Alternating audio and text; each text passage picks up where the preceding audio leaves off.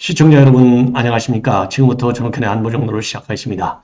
자, 이번 시간에는 말이죠. 제가 오늘 하루 종일 이 뉴스 나오는 걸 전부 다 종합을 해서요. 지금 이제 한미 정상회담, 워싱턴에서의 정상회담이 이제 거의 마무리 국면인데요. 자, 아주 대대적으로 지금 성공을 했다라고 저는 판단합니다. 자, 그런데 말이죠. 여기에 대해서 정말 사춘이 논사하면 배 아프다. 이런 속담 있잖아요. 문재인이가 잠이 안 오는 것 같아요. 예, 문재인이가 지금 방금 입장을 내놨는데요. 야, 이 판문점 이 평화, 이 선언, 요것이 한반도 이 안보의 핵심이다. 이런 내가 성과를 올렸다라고 입장을 밝혔어요. 야, 이게 바로 문재인의, 시각입니다. 나라를 들어 먹었잖아요. 그리고 국민의 심판을 받고 쫓겨났잖아요. 그런데도 뻔뻔하게 문재인을 비롯해서 임종석, 그리고 김민석의 이르기까지 워싱턴 선언을 대대적으로 지금 반박하고 나섰습니다. 그래서 이러한 내용들을 말씀을 드리도록 하겠어요. 그리고 특히 이번 시간에는요, 이 워싱턴에서 우리 윤 대통령과 그리고 김건희 여사 환대를 받았습니다. 그래서 이 중요한 행사의 이 장면들을 한 20여 개 쭉 화면을 쭉 뽑아가지고요. 여러분들께서 시각적으로도 야, 이 국빈 정상 닿구나. 이게 국빈 정상의 실체구나. 이렇게 놀라실 정도로 이 화려하게 이루어진 그런 이 행사 이 면면을 보여드리도록 하겠습니다. 자, 그리고 말이죠. 오늘 또 이 마침 아주 좋은 판결이 나왔어요. 문재인이가 뭡니까? 대북전단 살포 금지법을 만들어가지고 그것도 모자라서 대북전단을 보내는 이 박상학, 이 자유운동연합 대표죠. 이 자유운동연합, 요 단체를 갖다가 취소했어요. 그래서 이 박상학 당시 대표가 바로 반발하는 이 법원에 소송을 냈는데요.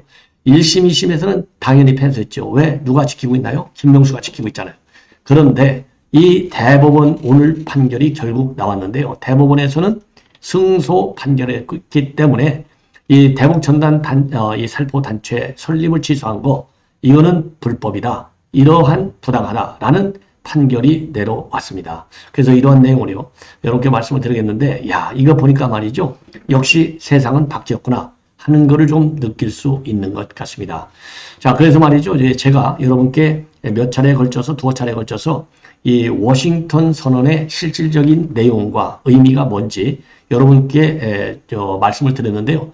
뭐 이렇게 쉽게 생각하면은요. 한마디로 이 북한의 이런 핵 위협, 더군다나 이제 김정은이가 이 북한 핵 사용과 관련해서 5개 이 항으로 된 법제화까지 완료시켜 있는 상태예요.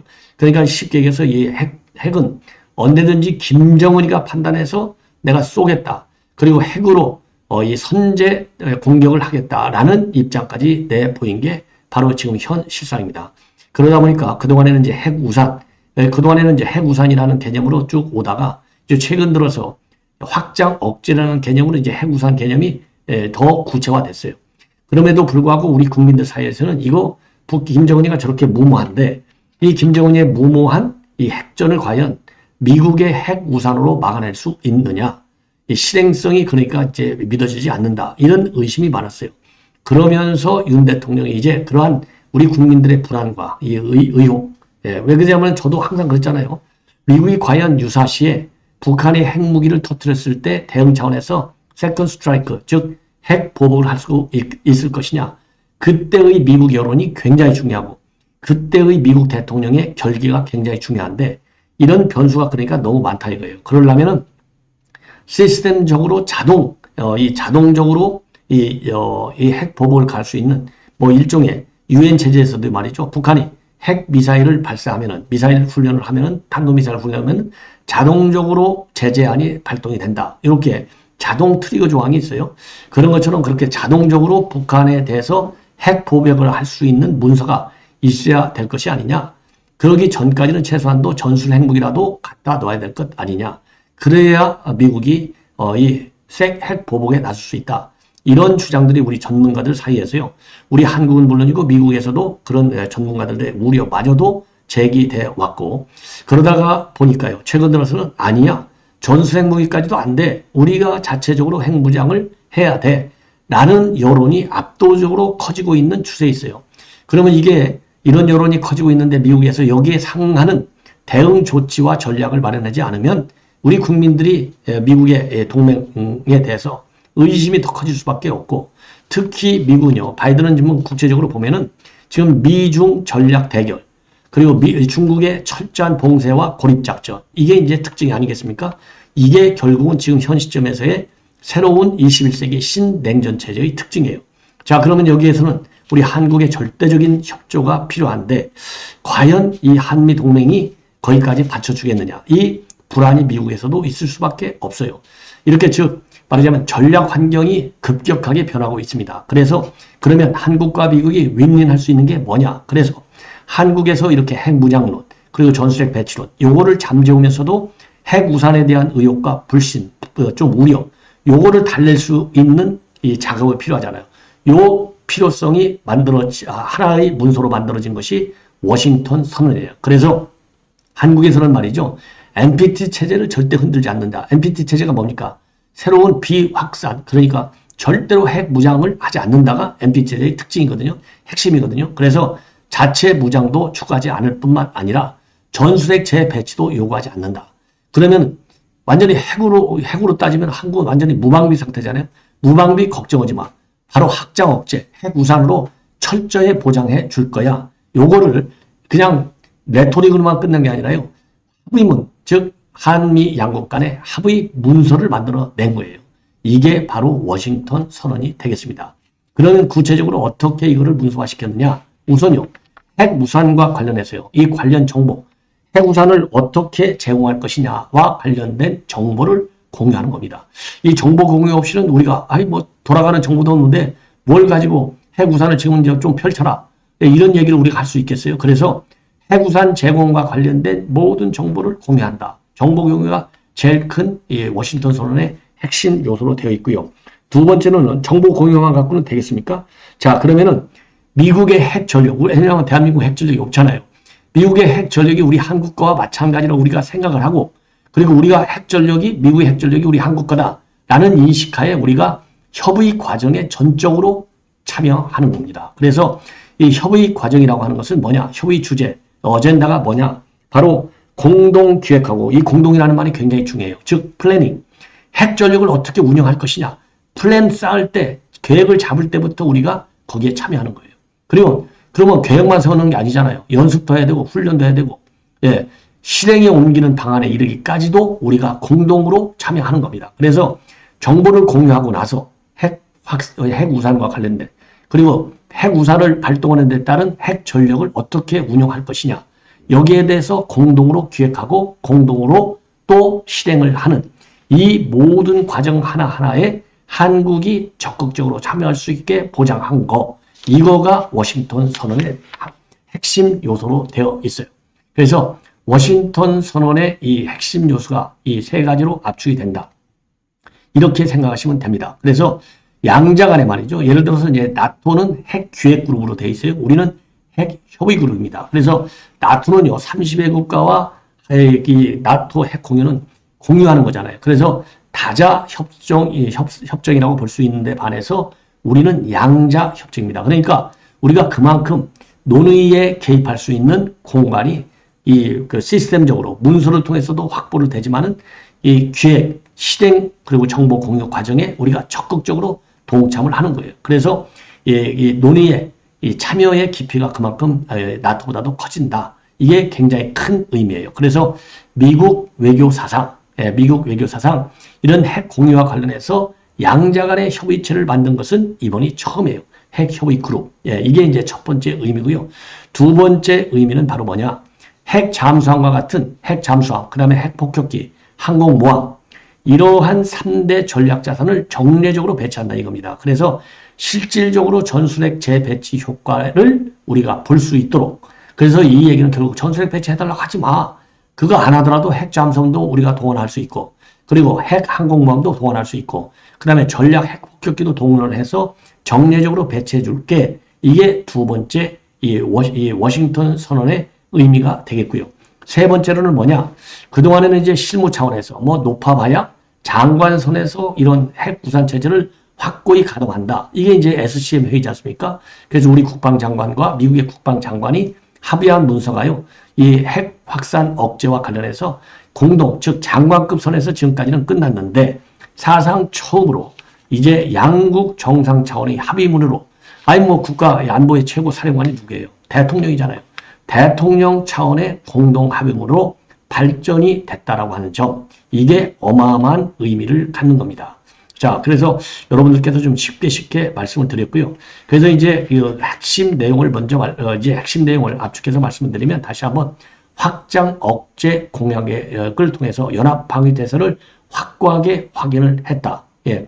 두 번째로는 확장 억제와 관련된 공동 기획과 공동 실행, 이거 차원에서 핵 협의 그룹이라는 이 협의체를 만들었다라고 하는 점입니다. 그래서 핵 협의 그룹에 대해서는요, 핵 협의 그룹은요, 확장 억제를 강화시키고 핵 전략 기획, 그 다음에 북한에 의한 비확산 처지에 대한 무역 관리를 협의하는 점, 예, 그리고요, 그리고 우리 한국과 그 다음에 영내 핵 우역 고도와 관련된 소통과 정보 공유를 추진하는 것, 그리고 이제 핵 위기 시의 공동 계획 강화를 위한 범정부 차원에서의 도상 시뮬레이션을 하는 것, 이런 것도 새롭게 도입된 얘기입니다.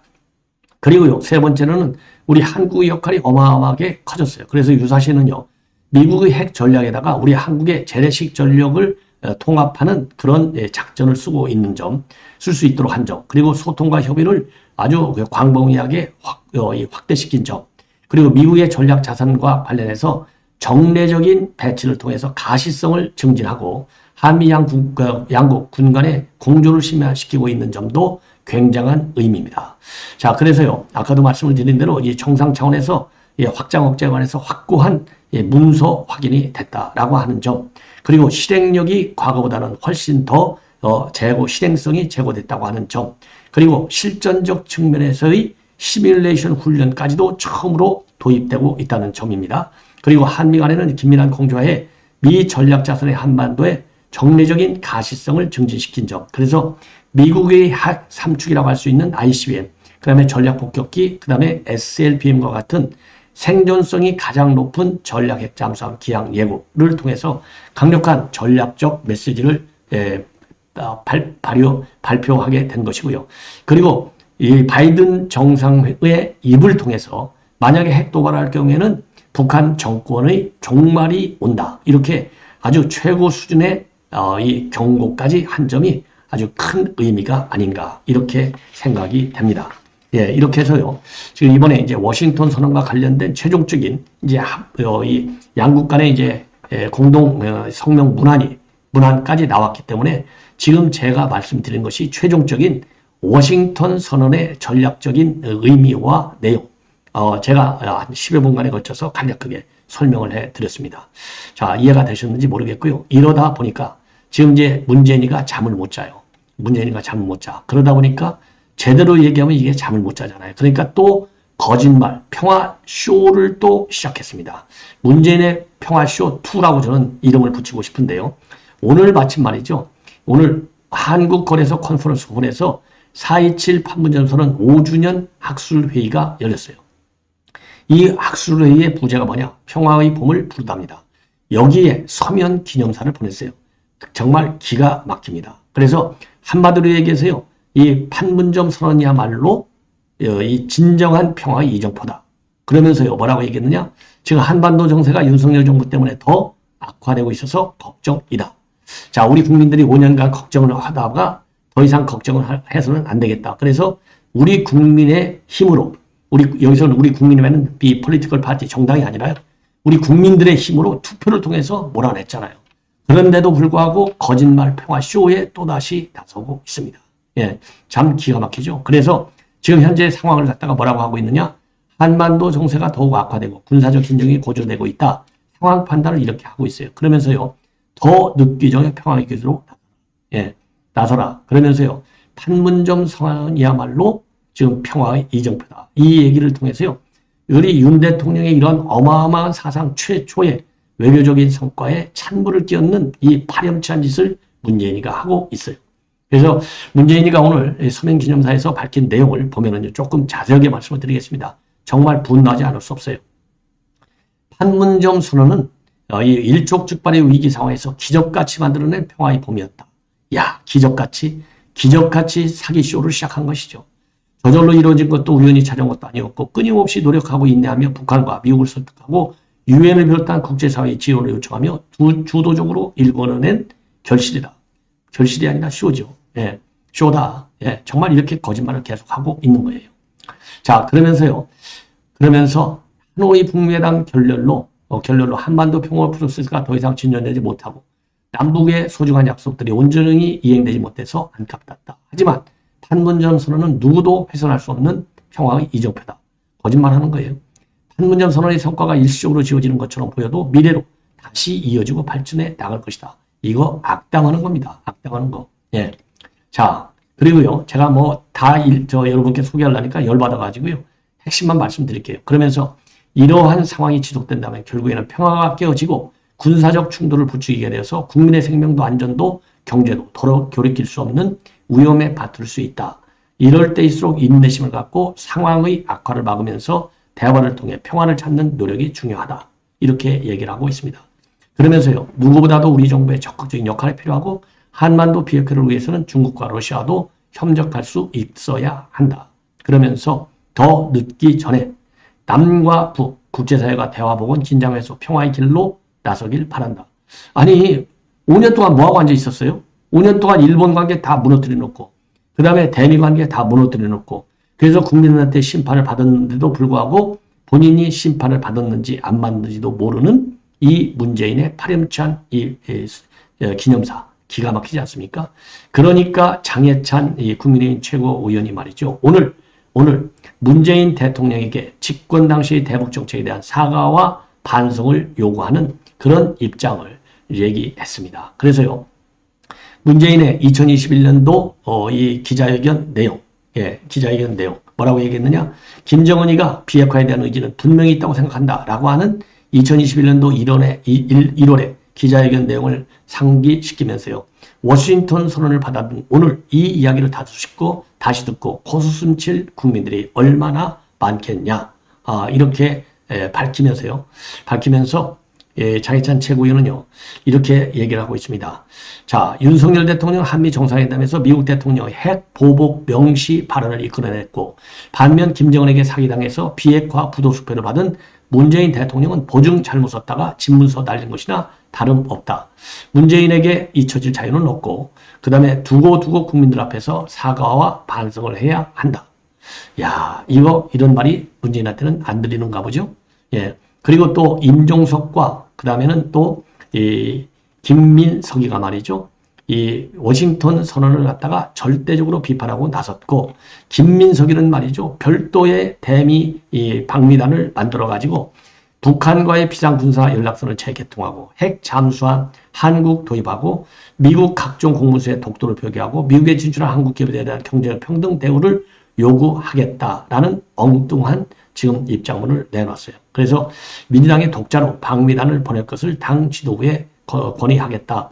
그러면서 미국과의 외교는 첫째가 법치주의, 둘째가 합리주의, 셋째가 세계 평화라고 하는 가치 외교, 넷째가 당당함, 요 정도는 갖춰야 된다라고 밝히고 있습니다. 자, 이 정도로 말씀을 드리고요. 자, 지금부터는요, 이제 오늘 또 이 정상회담 중에 제가 보기에는 가장 극적인 측면이요, 만찬장에서 윤 대통령이 아메리칸 파이라고 하는 노래를 불러갖고 기립박수를 받았고요.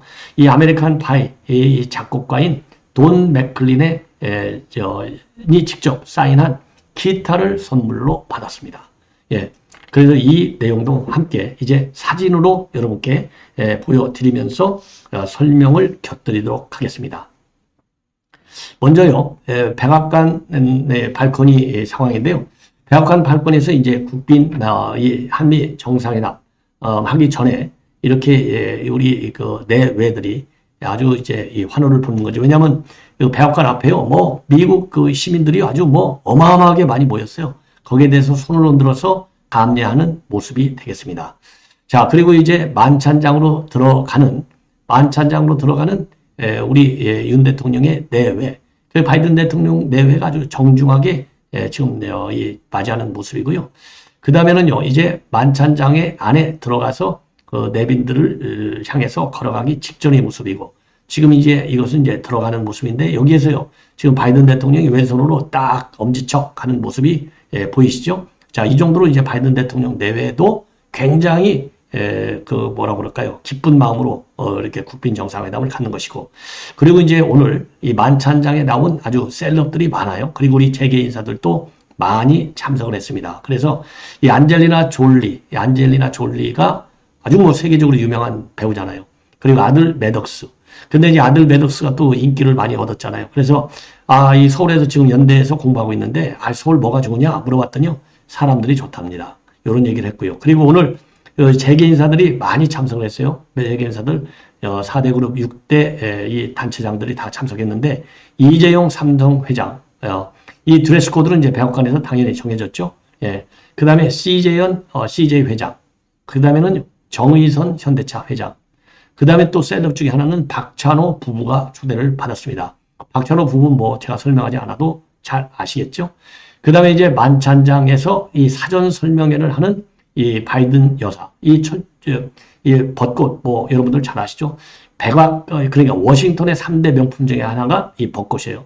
예, 백악관하고 워싱턴 3대 명품이 백악관, 그 다음에 이 벚꽃, 그 다음에 워싱턴 모니먼트, 기념탑, 요게 되어 있고, 그 다음에는요, 그 다음에는 이제 이 만찬당 분위기를 보면 이렇게 벚꽃이 그냥 완전히 벚꽃 동산 안에서 만찬하는 것 같은 이런 분위기가 지금 연출되고 있고요. 그리고 우리 윤 대통령이 건배사를 하는데 건배사의 내용이 뭐냐? 강철 같은 동맹을 위하여입니다. 예. 그리고 윤 대통령이 이제 또 노래 하나 하려니까 그래서 돈 베클린의 아메리칸 파이를 열창을 했어요. 그래서 돈 베클린 아메리칸 파이 열창을 할 때 그러니까 아주 뭐 환화 같은 기립 박수를 받았고요. 그리고 이제 돈 베클린이 사인한 기타를 선물로 받고 아주 이제 한박 웃음을 웃는 모습입니다. 자, 이렇게 해서 여러분들께서 제가 이제 주변 분들 얘기를 들으니까요. 이 화면을 좀 많이 보고 싶어 한다. 이런 얘기를 제가 많이 들었어요. 그래서 그러냐? 그러면 뭐 화면 하나 만들겠다. 그래서 이렇게 불렀고요. 참고적으로 이 만찬석상에는요. 브로드웨이 뮤지컬 스타들이 아주 대거 출연을 했습니다. 그래서 아주 오페라 유령 어마어마하게 유명하잖아요. 저도 과거에 그러니까 제가 한 20년 됐네요. 오페라 유령, 요것도 저도 한번 봤어요. 그리고 또, 그 다음에 디즈니 애니메이션의 알라딘, 이 제스민 공주 노래를 붙은 레아 사나가, 그 다음에 뮤지컬 위키드의 제시카 보스크, 배우 3명이 노래를 또 불렀습니다.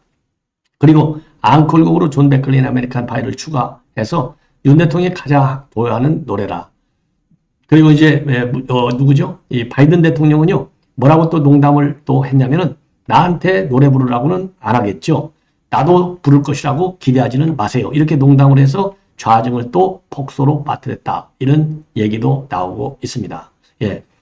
그리고요. 그리고 또 이 기타를 이제 선물로 받고 나서 바이든 대통령에게 상당히 고맙다. 이런 말씀을 했고요. 윤 대통령이.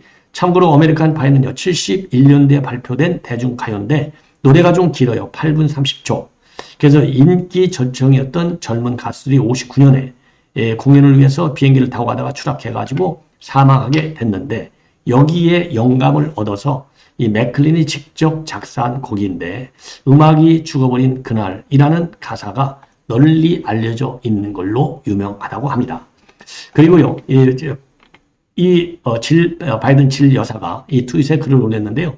이게 이제 기시다 총리가 최근에 부인하고 같이 워싱턴을 방문했는데 이때하고 비교가 되는 것이 바이든 대통령도 그렇고 그 다음에 질 바이든 여사도 그렇고 윤 대통령 내외를 바이든 여사는 당연히 이 김건희 여사를 my friend 이렇게 표현하고 있고요. 그리고 바이든도 마찬가지로 my friend다 이렇게 친구라고 느낄 정도로 굉장히 강한 친분과 유대 그리고 신뢰를 갖게 되었다는 점이 이번에 외교적인 성과에 큰 게 아니냐. 왜냐면요, 국가관계도 누가 다스립니까? 외교의 총사령관은 대통령이잖아요. 그래서 대통령의 친분이 이 외교관계를 결정하는 굉장히 중요한 요소 중에 하나예요. 그래서 이렇게 공개적으로 SNS에 이렇게 my friend라고 할 정도로 가까워졌다는 점이 굉장히 의미가 있는 것 같습니다. 그래서 이 질 바이든 여사의 SNS를 보면요. It was great to take a moment with my friend Mrs. Kim to explore 딴딴딴 이렇게 나오고 있거든요. 여기처럼 이제 my friend Mrs. Kim 이렇게 써 올렸어요. 질 바이든 여사가. 그런데 이 말이 기시다 총리로 갔을 때는 없었다. 그리고요. 이 로스코 박물관 그러니까 국립미술관에 있는 이 로스코 이 갤러리에서 질바니든 여사하고 김건희 여사가 같이 이제 이 전시를 로스쿨 갤러리를 둘러보면서 전시를 쭉 관람하는 사진. 이것도 이제 굉장히 또 인기리에 우리 언론에 보도되고 있습니다. 그리고요, 참고적으로 이 김건희 여사는요, 2015년대 국립미술관에서 한국의 로스코 작품 50점을 빌려줬을 당시에 스티브 잡스가 사랑한 마르크 로스코 전시회를 기획한 바 있어요. 그래서 그때 흥행을 가진 바 있는데, 요런 거를 다시 한번, 미 정부, 바이든 대통령 내외가 기념해주는 측면에서도 굉장히 세심한 배려를 했다. 이렇게 볼 수 있는 대목입니다. 마지막으로요, 대법에서 오늘 제대로 문재인이를 한 방 날렸습니다.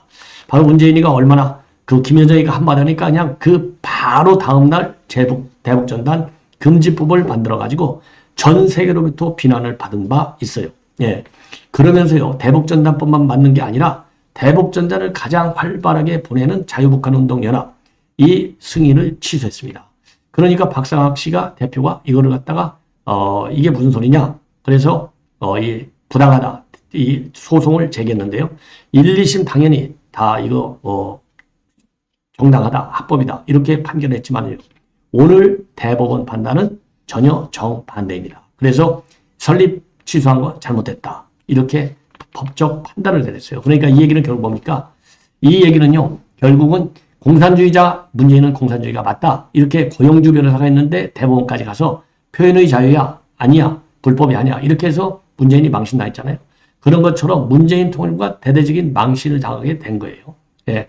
자, 그래서 그 당시에요. 2020년도인데 그때 김여정이가요, 이 남북합의 위반이야. 그러면서 전달 보내지 마. 이렇게 하니까 그냥 바로 그 다음날부터 전단 방지법을 만들기 시작한 겁니다. 그렇게 이제 김여정한테도 쩔쩔 맹게 당시 문재인 정권이었어요. 그런데 이게 1, 2심에서는요, 이게 문재인한테 코드 맞추면서 이거 취소한 건 잘한 거야. 이렇게 했지만은 오늘 대법원 판결은 노, 이건 표현의 자유야. 이렇게 판단하면서 불법이다. 그래서 취소한 것을 취소하라. 이러한 결론을 내렸습니다. 자, 그러면은요, 대법원의 판결 취지문을 여러분께 간략하게 말씀을 드리면, 자유북한운동연합의 전단살포가 일방적으로 공익을 해하는 행위의 한때에 해당한다고 단정할 수 없다. 전단살포는 북한의 인권 문제에 관한 국제적 사회적 관심을 환기시키기 위한 것으로 표현의 자유, 결사의 자유에 의하여 보장되는 활동이다. 통일부가 내세운 접경지역 주민들의 생명, 신체의 안전에 대한 위험 야기, 남북 간의 군사적인 긴장 고조, 대한민국 정부의 평화적인 통일정책 추진에 대한 중대한 지장 초래 등은 매우 포괄적이고 정치적인 영역에 속하는 것이기 때문에 이에 대한 근본적 책임을 자유북한운동연합이나 전단살포 행위에만 묻기는 어렵다. 따라서 자유북한운동연합의 헌법상 기본권에 근거한 활동보다 통일부가 이 단체 설립 허가 취소로 달성하고자 하는 공익을 우선적으로 보호해야 할 경우에는 해당된다고 보기가 어렵다. 옳은 얘기죠. 예. 그래서 쉽게 얘기하면요, 무슨 소리야? 너희들이 이거 단속한 거는 정부적 판단에 따른 거잖아. 정부적 판단에 따라서 취소한 조치, 그것을 통해서 얻고자 하는 공익보다는 이 자유북한운동연합의 표현의 자유, 결사의 자유를 보장하는 것이 더 큰 공익이야. 그러니까 이거 설립을 취소한 것은 잘못이야. 빨리 살려내. 이게 대법원 판단의 결론입니다. 시청자 여러분, 이러고 나서도 말이죠. 자, 워싱턴 선언, 아니 바이든 대통령이 볼 때 얼마나 문재인이가 한반도 이걸 평화쇼를 해서 망가뜨려 놨으면은 이렇게 사상 초유의 워싱턴 선언을 만들어 내겠습니까? 그리고 얼마나 잘못됐으면 이제 대법원마저도 대북전단 금지법을 통해서 이 설립을 취소한 것이 잘못된 것이라고 판결을 갖다가 내렸겠습니까? 그럼에도 불구하고 반성하지 못하는 이 문재인 참 심각하다. 그리고 임종석, 김민석 마찬가지. 다시 한번 내년에 더 이제 여의도로 우리 국민의힘이 압도적 다수당의 위치를 차지할 수 있도록 우리 시청자 여러분들께서요, 적극적으로 노력해야 할 이유가 바로 이러한 데 있는 것 같습니다. 시청자 여러분 대단히 고맙습니다.